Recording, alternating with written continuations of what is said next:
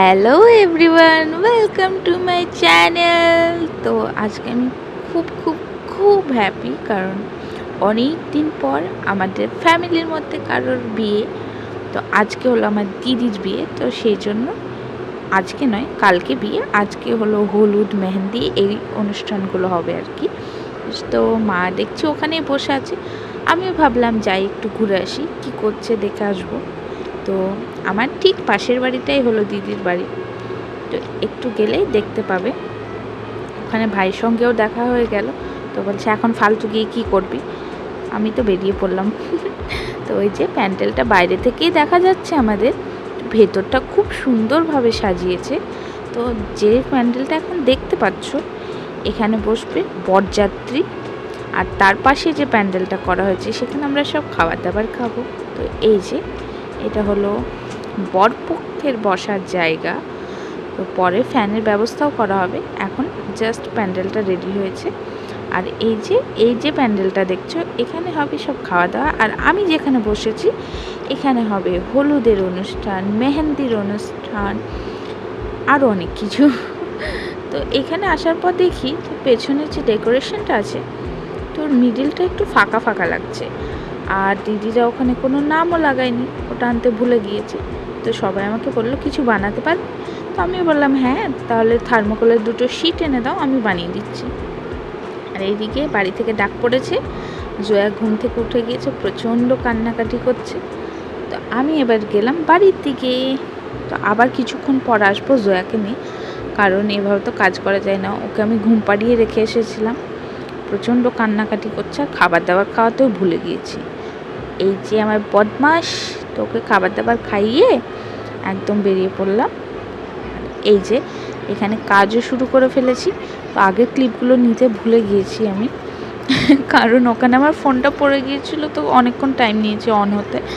তো যখন অন হয় তারপরে আমি কাজটা দেখাতে শুরু করি তোমাদের। তো খুব একটা বড় শিট পাইনি, তো ছোটো ছোটো শিট পেয়েছিলো, তো ওগুলোতেই কোনো রকম বানিয়েছিলাম। আর আর্ট পেপার দিয়ে ওটাকে কভার করে এইভাবে অভ্র দিয়ে একটা ডিজাইন বানিয়ে নিলাম। কেমন হচ্ছে আমি খুব একটা জানি না, আমি তো খুব একটা প্রফেশনাল আর্টিস্টও নয়। তো যেমন পাচ্ছি সেরকম। আর এই যে এখানে দিদি, আর ওখানে আমাদের জিজুর নামটা লিখে দেব। তো এখানে আমি ফার্স্টে খেয়ালই করিনি যে আমি চেয়ারটার কি অবস্থা করেছি। তো পরে যখন ভিডিওটা এখন আমি বানাচ্ছি, এখন খেয়াল করে দেখি ওরে বাবারে কি অবস্থা করেছি। শেষে যদিও আমি ওটা পরিষ্কার করে দিয়েছিলাম। আর ওখানে সব ছোট ছোট বাচ্চারা মারামারি করছে অভ্রগুলোকে নেবে, তো ওদের আমি দেবো না বলেই আর কি, বদমাইশি বলো আর যাই বলো, তো এগুলোকে সম্পূর্ণভাবে আমি ইউজ করে ফেলছি, কারণ এরা চোখে মুখে দিলে আর একটা বিপদ হয়ে যাবে। তো সেই জন্য এই যে এক্সট্রা তারার মতো কিছু একটা বানাচ্ছিলাম, তো ওটা খুব একটা ভালো হয়নি, তো লাভ বানালাম, ক্রিস ক্রস করে ওটা বানালাম। তো শেষমেশ আমার কাজটা কমপ্লিট হয়ে গিয়েছে। আর এইদিকে আমার ক্যামেরা তো প্রচুর অভ্র লেগে গিয়েছে, আমি তো ভর্তি হয়ে গিয়েছিলাম। তো ওটাকেই পরিষ্কার করে নিয়ে আমি এবার সবাইকে ডাকছি একে একে, যে কেমন হয়েছে বলো বলো। তো অনেকক্ষণ পর, কাউকে ডাকাডাকির পর কেউ আসেই না ওটা লাগানোর জন্য, তো আমি ভাবলাম আমিই লাগিয়ে ফেলি। তো কিছু ছিল না, ওখানে ছিল একটা ঝাঁটা, তো ঝাঁটার যে কাঠিগুলো হয় ওগুলো দিয়ে এই যে কোনো রকম একটু লাগিয়ে ফেলেছি। কেমন হয়েছে কমেন্টে জানিও। আর বাড়ি এসেই তো আমিও রেডি হয়ে গিয়েছি। তো এখন সন্ধ্যা হয়ে গিয়েছে, কারণ ওটা করতে করতে আমার 6:30 বেজে গিয়েছে। তো আমি ভাবলাম আমি প্রচুর লেট হয়ে গিয়েছি, সেই জন্য বাড়ি এসে আগে রেডি হয়ে নিলাম। এরপর মা কল করবে, সঙ্গে সঙ্গে আমি বেরিয়ে পড়বো। তো এরই মধ্যে ভাবলাম রেডি যখন হয়েই গিয়েছি, জয়াকে নিয়ে একটু দাদিমার কাছে যাই, কারণ দাদিমা যখনই দেখে আমি শাড়ি পরেছি বা এরকম কিছু ট্রেডিশনাল কিছু পরেছি, খুবই পছন্দ করে। তো এইদিকে আমি জয়াকে ডাকছি যে চল আমার সঙ্গে। তো কোনো মতেই তো আসবে না, ওর বদমাইশি, ও নিজের মতোই চলে, আমার কথা তো নেবে না এই সময়। তো যদিও জোর করে ওকে নিয়ে চলে এসেছি। আর এই যে তো এখানে এসে দেখি যে দাদিমা কি খাচ্ছে। শাড়ি বেড়েছে, কেমন লাগছে?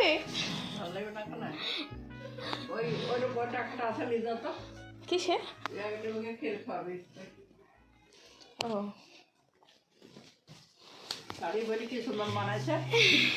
তো এদিকে দাদিমাও আমাকে কমপ্লিমেন্ট দিয়ে দিয়েছে, আর ওই যে বদমাসটাও চলে এসেছে এতক্ষণে। আর এটা হলো আমার ফুল লুক। তো কেমন লাগছে একটু বলো, কারণ একটু অন্যভাবে শাড়িটা পরার চেষ্টা করেছি আমি।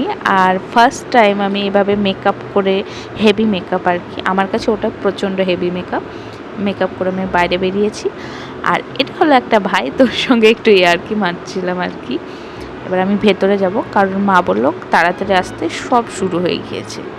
তো এসেই আমি সঙ্গে সঙ্গে বসে পড়েছি একটা বোনের কাছে।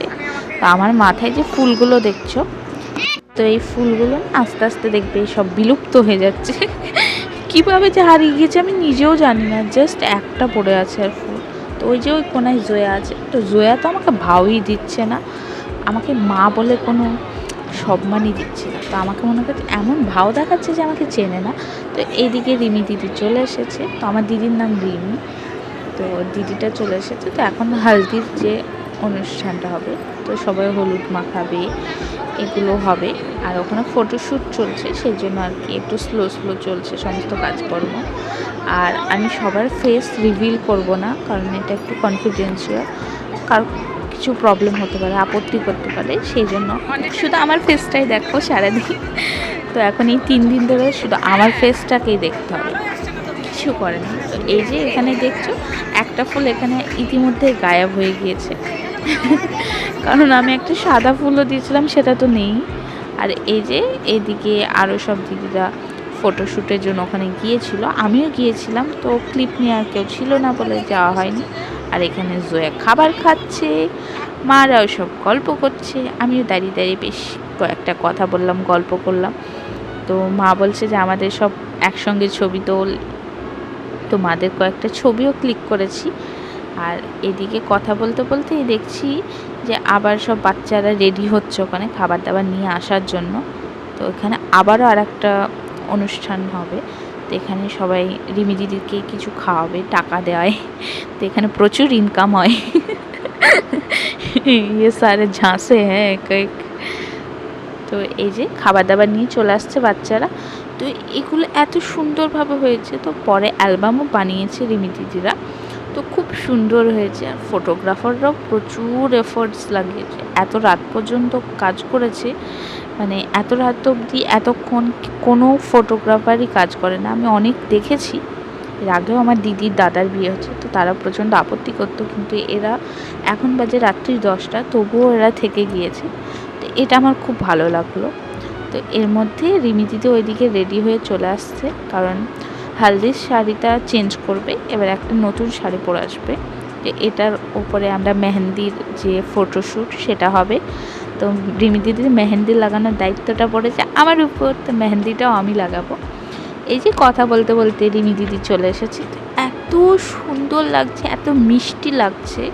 ফেসটা যদি রিভিল করতাম আরও বেশি ভালো হতো, কিন্তু কিছু করার নেই, ফেস রিভিল করা যাবে না। প্রচণ্ড সুন্দর লাগছে, মানে এত সুন্দর আমি বলে বোঝাতে পারবো না। আর ড্রেসের যে চয়েসগুলো সেগুলো অসাম হয়েছে, এত সুন্দর। আর এই ড্রেসটার সঙ্গে যে দুপাট্টাটা নিয়েছে না, অসাম একদম, মানে এরকম দুপাট্টা আমি আজ পর্যন্ত দেখিনি। বহুত বিয়ে দেখেছি, কিন্তু এত সুন্দর, মানে দুপাট্টার জন্য মনে হলো যে ড্রেসটা আরও এনহ্যান্স হয়ে যাচ্ছে। তো যেহেতু এখন সব লেহেঙ্গা চলছে, তো আজকের দিনে বেনারসিটা এই সময়ই পরে নিচ্ছে, কারণ ফটোশ্যুটে সেটা দেখতেও খুব সুন্দর লাগবে। আর এই যে প্রচুর খাবার দাবার নিয়ে বসে গিয়েছে, এরই মধ্যে দেখছি জয়া ওখানে আছে। জয়া খাবার খাবে বলে একদম যুদ্ধ করছে। তো আমি কোনো রকম কাকিমাকে বললাম যে না কাকিমা ওখানে দিও না। তো কাকিমা বলছে কিচ্ছু হবে না, জাস্ট 2-3 মিনিটের ব্যাপার আছে, দেবো তাহলেই হয়ে যাবে। আমি বলছি দিও না, বিপদ আছে। তো আমার কথা তো কেউ শোনে না, ওখানে জয়াই সব, বাচ্চা ছেলে কিছু করবে না, এই তাই ওসব করার পর সবাই মিলে এই যে জয়াকে ওখানে ঘিরে বসেই আছে, তোকে তো ছাড়ার পাত্রী নয়। আর এদিকে রিমি দিদির খাবার দাবার খাওয়ানোর যে অনুষ্ঠানটা ওটা শুরু হয়ে গিয়েছে। তো শুরু করলো রিমি দিদির ভাই, কারণ এটা যেটা নিজের ভাই বোন তারাই শুরু করে।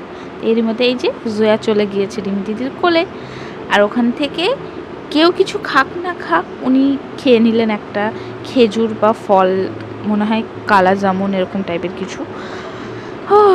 এবার যাচ্ছি আমি একটু বাড়ির দিকে, কারণ জয়াকে আগেই আমি বাড়িতে পাঠিয়ে দিয়েছিলাম। আর ও বাড়িতে প্রচণ্ড কান্না করছে। নমন বলছে তা তাড়াতাড়ি আয়, জয়া ঘুমোবে, ওকে ঘুম পাড়াবি তারপর যাবি। তো ওকে ঘুমটুম আমি পাড়িয়ে দিয়েছি, আবারও যাচ্ছি। এখন বাজে রাত্রি 11:30। তো এখন যাচ্ছি কারণ ওখানে মা বলছে সব নাচ গান শুরু হয়ে গিয়েছে, তো তোকে আসতে হবে, তাড়াতাড়ি আয়, তোকেও নাচতে হবে। আমি তো বললাম বাবা আমি নাচতে পারবো না। তো এই যে এর মধ্যে আমি বললাম কিভাবে আমার ফুলগুলো হারিয়েছে আমি নিজেও জানি না, আর একটা ফুলও গায়েব হয়ে গিয়েছে, দেখতে পাচ্ছ। আর এই যে আমি চলে এসেছি। তো এই যে প্যান্ডেলের ভেতরটা কি সুন্দর হয়েছে দেখলে, কারণ আমি ফার্স্টে না খেয়াল করিনি, যখন ভিডিওটা এডিট করি তখন আমি খেয়াল করি যে এত সুন্দর হয়েছে প্যান্ডেলটা, মানে প্রত্যেকটা ডিটেলিং। আর এই যে আমরা বসে আছি, সামনে চলছে নাচ গান আরও অনেক কিছু। তো আমাদের এখানে গীত গাওয়া হয়, তো ওরকম গীত গাইছে। আর এখানে একটা বাচ্চা মেয়ে না এত সুন্দর নাচলো, মানে বলে বোঝাতে পারবো না, এত কিউট। আর বাচ্চা ছেলেরা তো যাই করে তাই সুন্দর লাগে। এদিকে আমি আমার ফুলটাকে একটু অ্যাডজাস্ট করছি, কারণ কানের কাছে যে ফুলটা ছিল ওটা মনে হয় হারিয়ে গিয়েছে না কি হয়েছে আমি নিজেও বুঝতে পারছি না। তো আশেপাশে একটু খোঁজার চেষ্টা করলাম, তো এত ভিড়ে তো আমার চোখেই পড়লো না। তো আজকের মতো ভিডিওটা এখানেই শেষ করছি। যদি ভিডিওটা ভালো লেগে থাকে please like, share and subscribe to my channel. Thank you for watching, bye by.